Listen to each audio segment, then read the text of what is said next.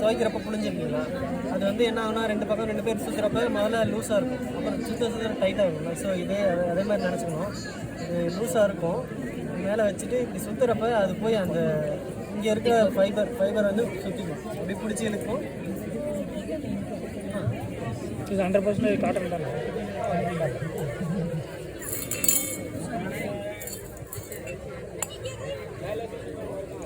அது டைட் பண்ணால் அது ஸ்ட்ரென்த் ஆகிடுதா?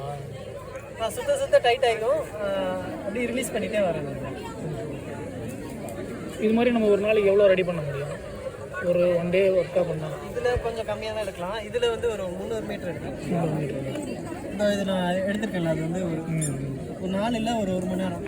இது ஒரு ரோல் எவ்வளோ இந்த இது கணக்கு இருக்குங்களா? கணக்கு வராது. சரி.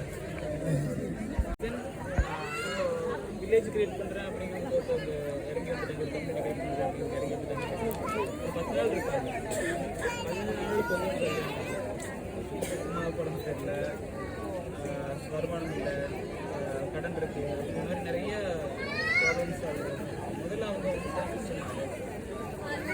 அதுக்கான ஆக்டிவிட்டிஸை சொல்லிக் கொடுக்கணும். அதில் இருந்து இப்போ நம்ம கம்யூனிட்டியில் வாழ வர்றாங்க அப்படின்னா எல்லாரும் பரஸ்பரம்